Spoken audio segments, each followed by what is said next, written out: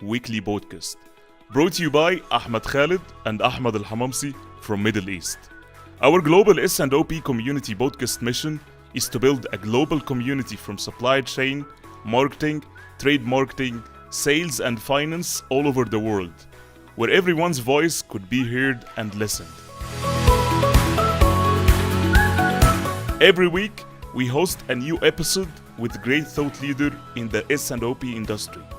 We believe that one word, one story, or one conversation could open up the light in the screen of your consciousness and you'll never be the same again. We discuss hot and trending topics with our subject matter experts by asking the right questions that uncover their valuable experience in our show. You can visit our website ahmedkhaled.co.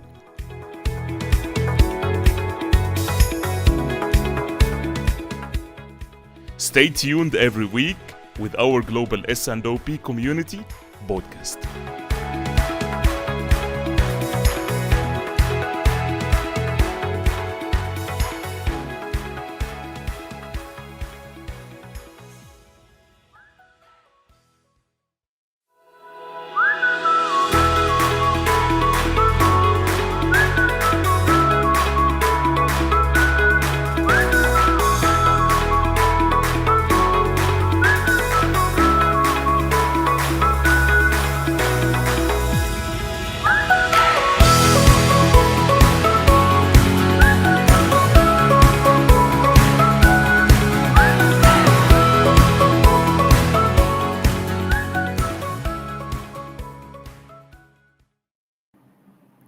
Hey, good morning, good afternoon, and good evening to all those beautiful and amazing people who are watching and listening us right now. Welcome again to another new episode with our global S&OP community podcast. In case if it's the first time for you to tune in, my name is Ahmed Khalid. I am your co-host today with my great brother and co-host Ahmed Hamamsy. Hey, hello everyone. For whenever you are tuning in from, of course, my name is Ahmed Hamamsy. If you're first time tuning in, and we're hosting our global S&OP community. Of course, as we say, it's always knowledge you will not find in books, and we are hosting different. People from marketing, experts actually, subject matter experts from marketing, from sales, from trade marketing, from finance, giving a lot of values through their experience to all our podcast listeners and to all our beautiful people tuning in. Yeah, as you said, Hamamsi, let me always stress on our podcast mission. Our mission is to build a global community, not only from supply chain, just to rectify this, but also from marketing, sales, trade marketing, and finance all over the world, where everyone's voice could be heard and listened. That's why we mainly devote this podcast to leave for you a space, and especially your voice, just to ask questions on a real-time manner around the trending topics that touches a real base in the S&OP field. This is mainly the mission of our podcast, but simply we have also a mission. Me and Ahmed Al-Hamamsi. And our mission is interviewing executives and global thought leaders in the S&OP field to uncover their valuable experience to our community and make a difference. Because we believe that the knowledge that you will have in our podcast is a knowledge that you will never find in any books. And today we have a very, very, very compelling topic and very attractive topic. And I think that most organizations are suffering from that topic, which how can we reach to one number? And I still do remember that when you come, also Hamamsi, when we come to just the S&OP, I believe that you will find from the downstream side and the upstream side, you will find many It's, variable numbers. Distributor, it's you'll yeah, find it's a thousands of big struggle. numbers. It's a big Yeah, struggle. It's a big struggle, especially if the company is huge, big. You're dealing with a lot of countries. You have the distributors are trying to slimming their stock. You have the sales team at the other hand trying wants to stock, so wants to stock up. You have finance on the other end also will try to doesn't want too much inventory, and wants to manage the working capital.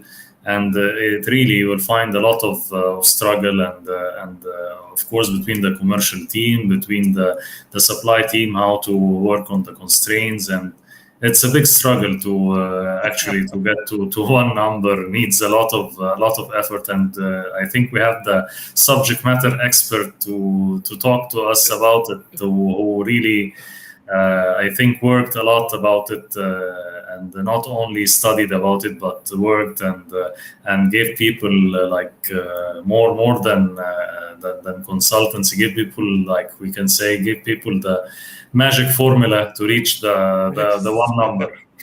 Exactly. This is what I'm saying, that we have today a great guest and an amazing thought leader. And I keep saying that we will uncover a lot of treasures today based on the years of experience from our great thought leader. And our great thought leader today is Dr. Bob Forshay. So, Bob has an over 30 years of experience in the business and supply chain field. He is a well recognized Apex Master Instructor globally. He teaches CPIM, CSCP, CLTD, and more and more and more.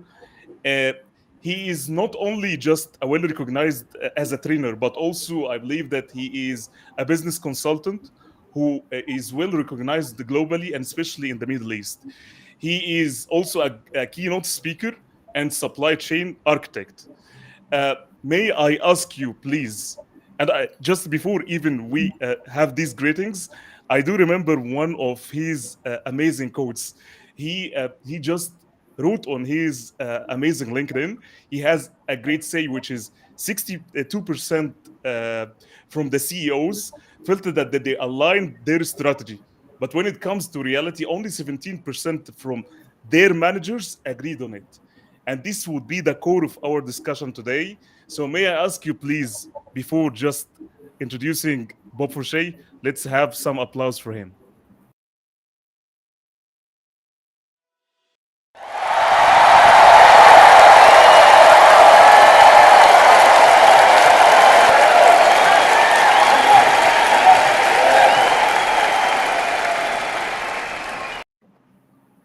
Dr. Bob. Very nice. Hello. Thank you Great for to the see you. great introduction. Thank you. Pleasure. Same Thank here. you.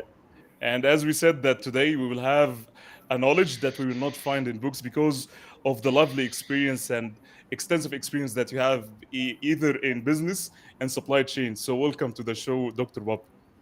Thank you very much, and I appreciate the opportunity to have this time with you. You're right. I have a pretty diverse background. I spent some time in construction in my early years, and then I went into manufacturing in middle 1980s.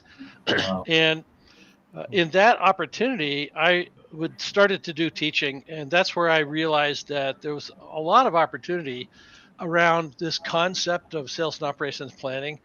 We didn't always call it that in the early years, but it was a discipline. And I quickly learned the value of having this kind of a process. And I have kind of a case study that I use, kind of the good, the bad, and the ugly, and examples of those. I spent some time working with a company that was doing medical x-ray equipment. And we were talking about the stakeholders and why would they want to do something, because for this company it was a brand new discussion, and they were not really too keen on the idea that they had to get disciplined about doing something new. They were very independent. The engineering people and the operations people were kind of like always on a different page. And we could see that. And so when we tried to do an SNOP process, it didn't work because we were very challenged trying to get everyone to talk about what are the goals and objectives of the business, and instead they're all talking about the goals and objectives of their individual departments. Functions, Yeah. yeah. And the short story is that after about 8 years, that company they had to restate their earnings to the US, to the SEC in the United States, and they actually went out of business not long after that. They were really struggling because they weren't able to get on the same page, and they didn't understand the value. But it came back to leadership. The whole concept of Yeah. stakeholders, and so that's one of the things that I really drive on the conversations when I talk to leadership in business is let's understand what are the right objectives. You mentioned one of the quotes that I have out there. When you look at why a senior level person, a C-level person, would have a different perspective than a manager perspective. We think we're communicating, but very often it's not complete, it's not effective. And if we haven't done the hard work of being structured about an S&OP process, we don't really come to that consensus. We don't really reach the agreement, and that's where we get all diverse, and it really causes a lot of problems. When we talk about why we should do this, having a proactive approach versus a reactive approach. Certainly, if COVID has taught us anything in the last year, it's that there's a lot more risk factors that we're not really able to pin down well. And that is a little bit of a challenge. And so one of the things that S&OP brings to the table is to have a proactive look at what are the risk factors, what are the constraints, do we need to make an adjustment? Obviously, there's the potential where we might need to revisit a plan. One of the questions you mentioned was talking about new product introductions, and I have this great story. When I was in the high tech arena, we did a lot of storage area network devices. We had 8,000 data centers around the world. Wow. And we were always known for the large factor equipment. And we were starting to go into 1U high equipment, and we were really developing some new technologies. And the marketing team came out with an initial forecast of 30,000 units for the first year, and we just went like, "What are you talking about? 30? We've never done 30,000 of anything an entire year of all combined products, let alone this brand new technology. 30,000 in the first year." And this is a really good example of let's get everybody on the same page. Let's go back and rethink what's the parameters here, and bringing the stakeholders into the decision making so they all recognize that they can't just throw this wild number out there and not have some accountability to it. Yes. And as it turned out, that product sold about 1,000 the first year. Oh my God! Not 30,000. That's very high focused accuracy. Oh, but this is a clear case where the constrained consensus approach worked very well. A lot of people went back to the marketing people offline and had some pointed conversations and said, here's what we know in our past. Here's what we know about the new technology. Here's what we know about our customers right now. And there's nothing on the radar that would justify 30,000 of anything. So let's go back and rethink this. And they did, and it was a challenge, and I think we came into something that was closer to 1,000, but it took a while to ramp up. Obviously, it was a whole new form factor for us. Yeah. That's why when it comes back, I think it's all about the collaboration, because most organizations, when you go, and it depends also on the maturity, when you go into an organization, you will find that everyone, and one of the biggest pain points, everyone is working in a silo thinking. Everyone is just working on an own target, regardless what's happening on the business. But the question that we need to ask ourselves, and this is, as I like what you said, it depends on the leadership, because are we going on the right direction or no? And are what we're doing today inside our functions is serving the bigger picture for the business imperatives, yes or no? This is the one of the games that most organizations just blinded away from the bigger target. Everyone is working, in a small silo thinking. I think that's a really common problem, and it is something that's not always completely obvious, because we get comfortable in our roles in management, we get comfortable in our vision, and we think we're communicating, but as you said, the survey, we showed that clearly is not the case. with 62% of the C-level on the same page, that says, okay, what about the other 38%? Where are they? This is a huge question, right? And when we see that number doesn't trickle down well to the direct management team, it says, okay, we have some work to do here. And that's where the proactive messaging needs to be a little more understood. It's a challenge because we can get too many people in the conversation, and it makes it harder to have the conversation. But I also think that if we don't have visibility to the process, there's a lot of people in support roles. They are stakeholders, but they don't see what's driving the decision making. What Yeah. are the risks? What are the constraints? What are the timelines that we're looking at? So those are some of the things I think that is really important. One of the things that I took away from my years in manufacturing was the strength of the leadership, not to micromanage the meeting, but to make sure that it took place. Yeah. And Mhm. I saw this in two companies that was really powerful. In one company, I was at that point I was master scheduler, and so I was the one that facilitated the meeting. The president of the company chaired the meeting, and he would place the expectations about what we were going to get done, and it was very check the boxes, right? Mhm. Mm. Very crisp. And so everyone knew pretty quickly that you didn't come unprepared to this meeting, or you didn't not show up. You couldn't send your number two in your place if they couldn't make a decision, because you're going to be accountable for this, right?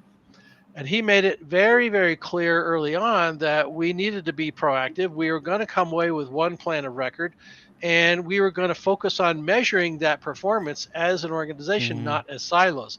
He was very instrumental in that. But I've seen other companies where they didn't quite gel. They were not able to get the concept of Mhm. the corporate objectives as a overarching set of targets. And they would slip right back into their departmental objectives. And then, of course, bad things would happen from that point on. Yeah. The Yeah. Yeah. Yes, I think one of the challenges, Bob, as you mentioned, is the clarity even from the leadership. When the leadership they're not clear about where they want to go, or what is their mission, what is their vision, or what are the main business imperatives, everything got lost. And this is the beginning of the firefighting mood, and just chasing, the short-sighted operations, and get overwhelmed and get drawn on the operations. And if you think just for a moment, you'll think that where are we going? Just we are moving the wheel, but where are we yeah, going? Yeah, yeah, and I think the sponsorship was, as Bob was saying, the sponsorship from the CEO, from the top level, and making sure that the this is what I need from the meeting. This is what we need to get from the meeting. This is the outcome of the meeting, and he has to make sure that everyone is attending. Make sure that that everything is going through the agenda. That the timings that we agreed on for the meeting is going, especially in the first 5-6 rounds of SNOP, because we know the rounds of SNOP, from demand to supply to executive SNOP to all review meetings to get the result, to get the outcome, to get people running, to get people to understand how this meetings is important to the organization. That is not like I'm just doing something to waste time in the organization, but it has a lot of good effect on the organization, on the inventory levels, on reaching the top and bottom line, on making sure the cohesiveness of the organization, collaboration, the discipline, communication, everything. So great points, Dr. Bob. Yes. Yes. I think that is key to the whole process success. You need transparency. You need accountability. Yeah. And I've had one CEO tell me that he didn't want to do the SNOP because he didn't want just more meetings. Well, he didn't understand what really was accomplishing at the process. So, Yes. it's not software at the end of the day. It's a discipline. It's a Yeah. approach to doing business. It is very proactive to understanding where are their constraints. Yeah, how many people today still think that the sales discussion should be limited to just the sales force, right? True. And Mhm. we need input from the supply side early on to say, hey, we're having a blockage in the Suez Canal and it's going to be 3 weeks before we can get product. We need to rethink our plan for this next 30 to 60 days, right? So having these insights is going to be really important. And there's a lot of tools to bring to bear, but looking at container shortages, looking at driver shortages, looking at transportation right hacks, we have so many different things that are affecting us right now. I think Apple said because of the chip shortage for 2021, they were talking about a revenue hit of about $3.4 billion for this year, Oh. right? Yes. Okay, so you can't just lay out the forecast and say, here it is, go have fun with it, right? That's a constrained forecast. You have to deal with the reality that that's a constrained forecast. Anything else would be just pipe dream. So we do need to take into account what's going on in the environment. We need to look at the economics. We need to look at transportation. There's a lot of dynamics right now with things like Taiwan. Japan, Australia, India, and Vietnam are setting up a new collaboration to see if they can move some of their sourcing out of China. Out of China, yeah. These things are starting to have an effect on other players, right?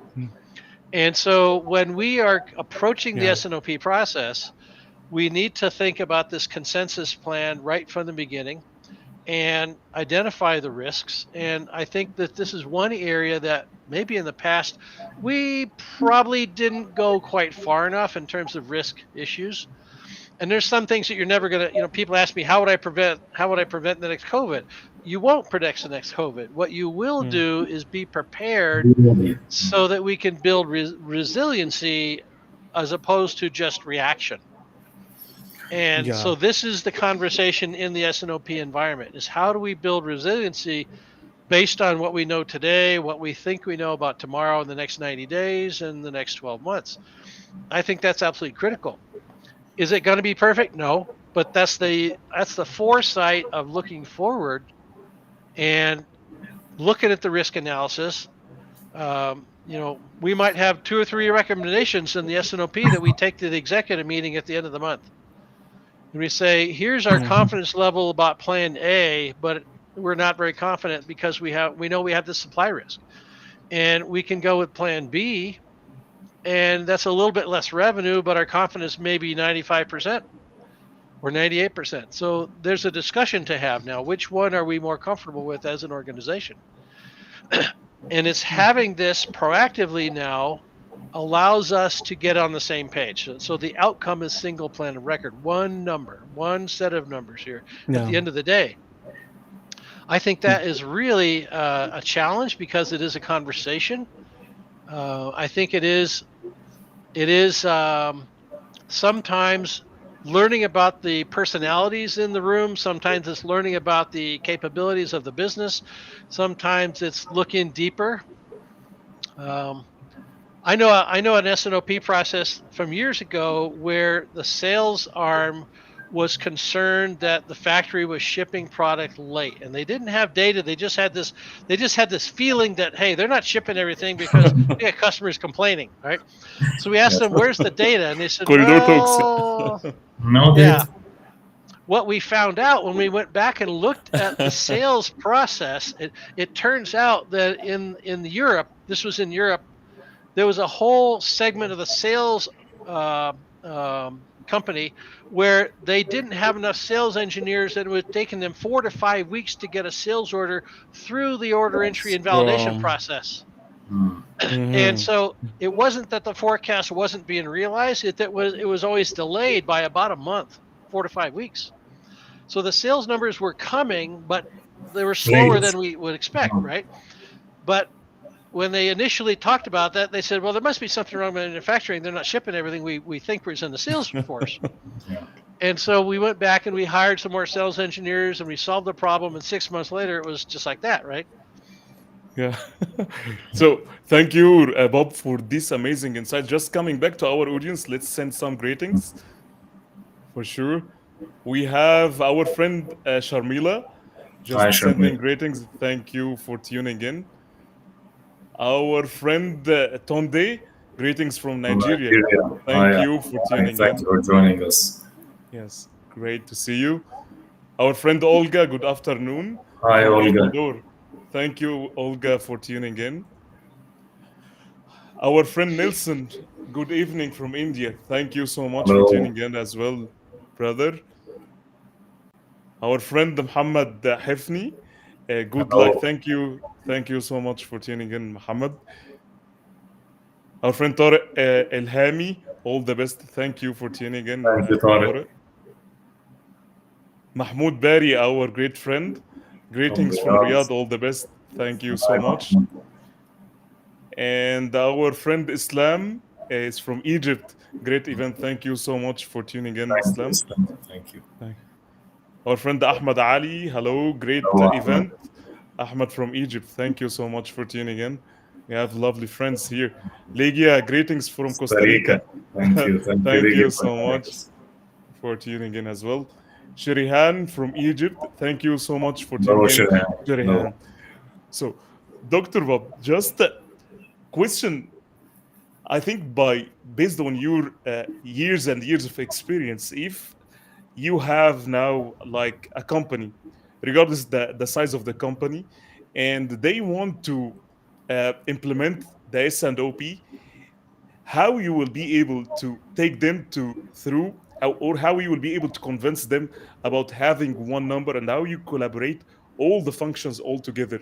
I know it's not an easy mission, but based on your experience, how you will be able to take this. Well, that's a great question. I start with having a balanced scorecard first. So we kind of reorient people a little bit further away from departmental objectives and get them focused on high level objectives. And once we Mm, set the framework of a balanced scorecard, now we can be very specific about initiatives that need to take place that support the business wide, not just one organization within the business.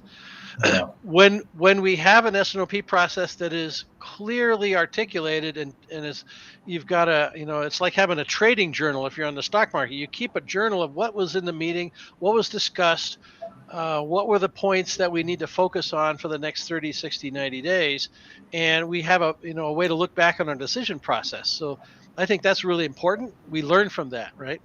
mm, Now we can have a way to measure the performance, so we start to think about maybe some different metrics, and that's another opportunity to kind of step up above the departmental goals and tie them into the balanced scorecard kind of thinking. I mm, really Yeah. believe that's one of the best approaches that to help a business to do that. When we look at how those metrics start to take shape, we can start to look at things like cash flow, not just on time delivery. mm, Yeah. mhm, We're not just working capital, but also customer satisfaction Amazing. mhm, and new product launch. How do we incorporate that? How do we build that into our supply chain capabilities? Years ago, HP used to have a strategy where they would intentionally replace their own products in printers every 9 months. Well, when they do that, they control the supply chain and the market. So mhm, for a lot of years, the competition wasn't able to keep up with them. So that allowed them to be very specific what they wanted to do with their production planning. But eventually, you reach a change, and you have to reevaluate how are we going to compete. What is our competitive advantage, and how do mhm. we bake that into our S&OP conversation? So Yeah. it's proactive, it's risk Mhm, management, gap analysis, and good accountability. I really believe that the balanced yeah. scorecard is a piece of that. Yeah, it's lovely. Just question here, and then let's stress on the accountability. And Mm. just curious about your opinion on that thought, or if you have this challenge along the way. So I believe that we are all human, and somehow we resist because anything or any new process by default we are human. We would somehow resist. How you will be able to deal with an executives that would resist somehow to have one number because this will have a conflict with their personal interest for the function. How you will hmm be able to do this? How you will be able to convince them about the S&OP one number? Well, I guess the right answer is you're not going to convince everybody. Yeah. There's a reality check here. Yeah. I've seen a lot of companies, even larger companies. One had 9 business units, and the CEO was really struggling to get them all on the same page. They're looking at him and saying, "I've been financially successful for 15 years. Why should I change?" It's hard to argue with that. But when you're talking about going to the next level, that's where you need to go. As it turned out, that organization never did make the leap. They never did. Okay, so sometimes it doesn't work. Sometimes it I doesn't work. agree. Sometimes the defense mechanism and people, as Ahmed said, they're struggling to change because, as you said, we are working like this and we are successful. Maybe they are growing by like the organic growth of the market, 2, 3, 5%, and they're satisfied with that. They don't want to be the next Elon Musk, the next Apple who lead in innovation. They're just satisfied with the status quo. And this is when they come after years and years. If someone come and disrupt the market or make something new, they can go out of business. And unfortunately, some companies really realize this very late. So I totally, I'm with you on that. Totally, yeah. Well, one of the examples I use when I do classes, I talk about planning and I talk about competitive advantage. And this is where we're able to make that come to life. When you look at something like when Netflix came on and Blockbuster went away, Yeah. The S&OP conversation is where we should be talking about the strengths, weaknesses, opportunities, and threats. What should we be looking at? And they completely missed that, right? They just weren't even in the right ballpark. And so that's the outcome. Not everyone does agree. Not everyone sees the potential. They have a hard time getting out of their own box sometimes, right? Exactly. Sometimes there is a very short vision. Sometimes I attend S&OP meetings where you are just focusing on the 1 month, 2 months ahead, 3 months maximum. We don't look at the future at all, as if the company is working on 2, 3 months. Yes. And don't talk about, or it's only a one slide, just looking at the trend, and that's all. No talking about risks, threats, opportunities, anything. We're just running the cycle, the 1, 3 months, and we have example. We have the COVID, for example. So we cannot forecast and we cannot expect anything, and the variance will be very high. So let's focus only on the execution part of the cycle and the short lead time. So that's really also that's a struggle. I think it's a big struggle. Well, and it is very adaptable if you have the right leadership that positions the conversation differently, and then we can talk about what are the gaps, what do we need to think about. We're Blockbuster today. What should we be thinking about for next year or 5 years from now?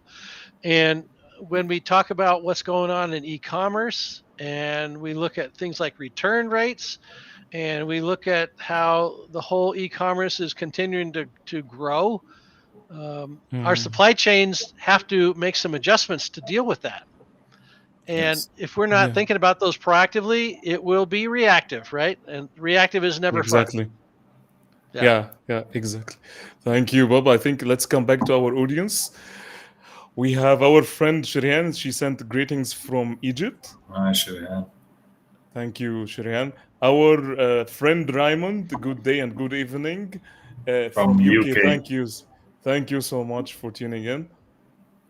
Our lovely friend Shadi Al-Jaki is sending his greetings so much for tuning in. Thanks so much, Shadi, for joining. Our usual friend Diana, greetings from Hi, Ireland. Diana from Ireland. Thank you so much. Our friend Sharmila is sending definitely some people don't like change, and this is the reality. Thank you for getting this. I think we have the first question, and I'll keep stressing on this. So to our audience who are listening to us right now, feel free to ask any question. We'll jump into your question, and we'll let our thought leader, Dr. Bob, just answer the lovely question that you have. So the question that we have right now from Ahmad Qasib, he said that what got you here may not take you there. What Bob think about this? Well, I think that's a great question, and I think it's a very important question because that's exactly how S&OP helps us. When we go through time, our business changes, our customers change. The environment right now with transportation, really big changes going on there. Technology, you should expect that things are not going to be the same 6 months or a year from now. and maybe quite different 2 years from now. And that's one of the things I really like about SNOP, because it gives you the opportunity to put specific items on the agenda to look at risk, to look at opportunity, to think about how does this potentially affect us, right? Any companies sourcing in China or the Southeast Asia in general right now, there's a lot of uncertainty going on right there. So in the meantime, we have a lot of U.S. companies who are thinking about reshoring. Well, those are two really different conversations. And so inside those organizations, they're going to have very pointed conversations about what would help us meet our objectives, what would reduce our overall risk, what would allow us to change the way we make our decisions to help us in a different way. Sometimes it's education. SNOP is not going to be the same thing all the time. I had a situation in the flow meter business many years ago where we had two stainless steel suppliers, 316L stainless steel, and it was very high quality extruded stainless steel tubing. We had one in the US and one in Japan. And we were very religious about doing our SNOP every month. And so we knew exactly where we were in terms of progress, profitability, cash flow. It was early in the year, we got a phone call from the supplier in Japan, and they said, we just had an earthquake. We're going to be down for 9 months. Wow. And you know, you don't recover from that kind of thing really quickly, but we had the SNOP process. And so we went into an emergency meeting. We said, here's what we know. Here's what we think we know. Where's the risk? Where's their knowns? Can we move ahead on things we can build now and build ahead of time? And then later, when this supplier comes back online, we can go back and build what they supply us. We had a campaign to reach out to all of our customers, B2B business. It was quite an effort, but because we had the SNOP process, it was achievable. We had a clear roadmap. We had a clear plan where everyone was on the same page. And of course, we would update it every 30 to 60 days, see if we're making progress, if there's any new problems. And there was hiccups along the way, but it worked. And at the end of that year, we made our full revenue at the end of that year. It was amazing. Wow. Yeah.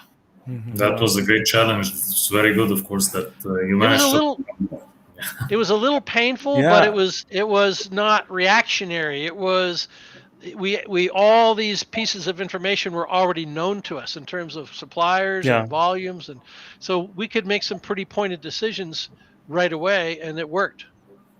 Yeah, and this is the aim from S&OP, just balancing demand and supply and make sure that the information, the flow of information is a real time, and you can take the right or appropriate actions on time, just waiting instead of waiting for a long time. Yeah. This is the aim from the S&OP. Yes, we have another question. Sure, go, Dr. Bob. You can go ahead. Go. I was just going to say, this is exactly why having single plan of record is so critical. You don't want somebody deviating at the last minute. So it's absolutely vital that we're all understanding what's the status, what's the objective, and what's our plan going forward. Yeah, exactly. Thank you, Bob.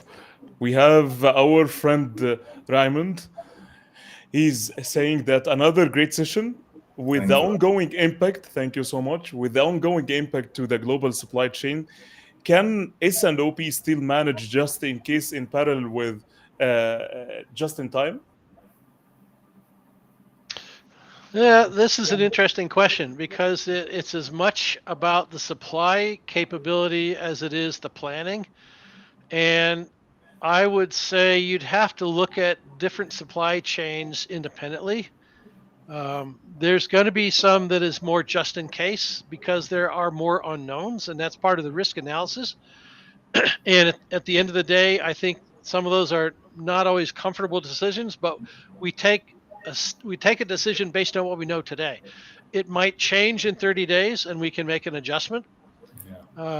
Just in time is still important, but we have to understand where the potential disruptions can come from, and that might change the strategy. Do we source from China or do we source somewhere a little closer? there's real potential for understanding that a different answer might be the right answer. Okay. Landed cost is certainly a part of it, but now we're talking about redesigning the supply chain to reduce our risk. And that's part of the outcome of SNOP, but I think it's a research that happens in parallel to SNOP. Yeah, yeah. Great. Thank you. Just a question. What are who are, I would say, who are the key stakeholders inside the S&OP? Who are the demand? What do you think? Because we heard many just opinions about the levels in the hierarchy. Should be the CEO, should be the executives only. Uh, Based on your experience, who are the key stakeholders or the steering committee just to drive the right actions inside the S&OP? Well, I completely believe that the stakeholders start with the C-level people. That has to be where the process is enabled and put into place on a regular basis. There has to be a rhythm to it, has to be a cadence to it. There has to be an expectation that we are going to do this and we're going to measure our performance and we're going to respond to those measures as an organization. But there's a second level stakeholder tier 2, which are the people that have all the detail. So the C level is not going to have a report with all the different items involved. That's going to be, the different sales side, the different supply side. So there's going to be a lot of detail that goes into that conversation. And then you bring in the finance to validate the financial piece to it as well, right? So I think you got basically 2 levels there, your C level, and then your management layer in terms of sales management, sales demand, and then sales operations. And you probably, depending on your business, you may have a more or less of a factor of new product introduction. Could be a separate activity, could be baked into the operations. Perfect. Thank you, Bob. I think also this is one of the, I would say, vague discussion and vague question, which is, what is the role of technology inside the S&OP and how also it shapes the decisions based on your experience? I use a acronym PPT, People, Process, and Technology, in that order. Okay. Yes. I think it's very important to focus on the people first. That's how we get work done, and the process has to be standard. I'm a big lean proponent, so standard workflow. Have it be the same conversation, the same touch points, the same metrics. And so people and process and technology can be a third player at the table. I believe that this is changing as we speak, where we have a lot more AI now than we did even just 2 years ago. So that is putting a whole different dynamic around the demand management, the demand planning activities. And I think that's going to continue to drive more of an effect on the S&OP process. The challenge is when you're in a meeting and the CEO says, "So how did you arrive at that answer?" If it goes in a black box and you don't know how you came out the answer, then it's going to be hard to communicate that, right? So this is I think our challenge in the S&OP conversation is, let's keep it simple enough and that we can understand it, we can articulate it, and we can make adjustments where we need to. I don't have personal experience with AI, but I know a lot of companies are really starting to dig in and take advantage of it. And I think that's where technology is going to become a lot bigger part of this conversation. And probably over the next 2 to 3 years, we're going to see that start to formalize. Great answer, Bob. I totally agree with you. Like 60 to 70%, I always say, of the success of S&P's people and people opening their minds and agreeing on one number, consensus, collaboration, the clear communication between people, and the robust process to be in. Like you said, the process has to be well-defined, like racy chart, who is responsible for everything, who's accountable, and of course, as we said, with the sponsorship of top management. Technology is just an enabler, because always I hear people, here, we got you the technology of, for example, whatever. We expect everything to go ahead. The technology is there. So why we are not succeeding? And you find people telling you got you the technology. For example, if you are responsible for the whole process to work out, so if you got the technology and you can get like a statistical forecast, we expect everything to go correct. But no, that's not the right way. So I'm totally with you on that. Yeah. I think technology is one of those things. Be careful what you ask for, right? Yeah, exactly. Yeah. So we have, I think, another question from our friend Ahmad Qasim.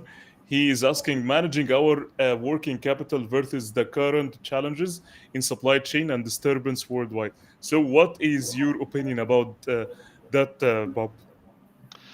So this kind of comes back to the topic earlier where we are maybe thinking about redesigning our supply chain strategy. I think we are going to see more of this driving a change to our sourcing strategies. Mm-hmm. Maybe finding a local supplier might cost us more on the unit price, but might have lower landed costs and lower risk in terms of continuity of supply. When you talk about purchasing decisions, you don't often hear that term continuity of supply, and so I think this is something that I think is going to get a lot more attention over the next few years. As the world becomes more dynamic, we're going to find supply chains shifting faster. We're learning how to do that now. Over the last year, a lot of supply chains have had to make some pretty abrupt changes, and I think that's going to be the keys. The key piece of it is we need to really look at where is the inventory, what's the lead time, what's our ability to service our customer, and that might mean we have a different strategy on sourcing. Yeah. Yeah. Thank you, Bob. So, again, the question that we have right now, uh, what is your point of view? What's your experience if we need to?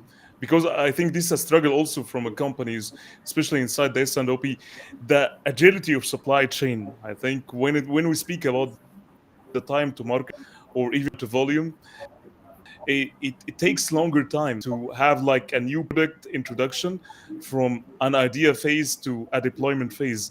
So how can you help the companies or organizations to reduce the whole number? Because I believe that with the status quo that we have and the competition that we have in the marketplace, it doesn't give you like a space to not innovate on or just have a new product launch. So how you can shrink all of this time, and how can you convince a companies just to be agile? Because the easiest way saying that no, we should have a specific portfolio in our products and we shouldn't be out of it. So what's your view on this? When you look at how you do supply chain management, there are certainly some things that are maybe obvious and other things that may not always be obvious. Mm, If you look at sourcing strategies as a key element, how do we want to drive the procurement processes and where do we do business and how far out do we have to manage that supply? I mm, think as we look at different approaches, there's a lot of case studies that show us we need to be careful about when we make a change. Do we understand that change completely? You know, a few years ago, Boeing Aircraft did the 787 Dreamliner. They had years and years and years of experience where they did the design and development work. They understood the time it took to get to market. They understood that it was about, what was the number? I think it was about $12 billion to get a plane to wow. market. Okay. Mhm. And new people came into the organization and they wanted to change the approach. And they said, let's just outsource all of this top level assembly work. We're going to go pick 50 suppliers and have every one of those do the development and do the manufacturing and then deliver it to us. And then we'll just assemble them when we get to the Boeing factory. Well, sounds good on paper, but they basically said, engineering people, we don't need you anymore. And in the meantime, Yes. all the procurement people, they were trained in purchasing management, not in new product development. They were not trained in tier one contract manufacturing to do development work, and it failed miserably. And when you look at what happened, the first 3 airplanes where they delivered parts to put together, none of them would fit. They had to scrap $10 million worth of product. Oh. They couldn't make it work. Of the 50 tier one suppliers that were involved in that, one of them was so bad, Boeing had to go and buy them outright to regain control of their launch process. So the message here is every industry is a little bit different, and you have to focus on core competency. And outsourcing, if you understand it and it's your core competency to outsource, and your supplier has core competency in doing the capability of what you need, then that's probably okay. But when you make a big shift like Boeing did here, they were not prepared, and it ended up costing them like 3 extra years and 20 billion instead of 12 billion. Wow. So that was a really big miss, right? Yeah, it's a tough example, but it's a great example. Thank you for sharing that, Bob. Yes. Yeah, the technology, I keep saying that, as you said, that the competitive advantage that you should have and the competency, you shouldn't outsource it at all, because you put all your business plans and your business continuity plans along the way, it will be at a higher risk.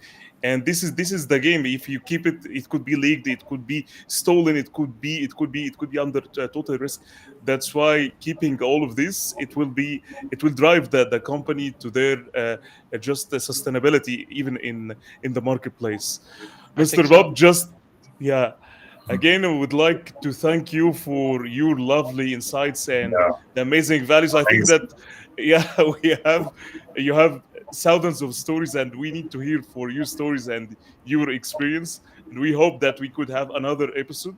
Would like to thank you for your valuable insights again and valuable knowledge. Again, as we said, that it's a knowledge that you will not find in books. So we'd like to thank you again for your lovely insights and amazing values.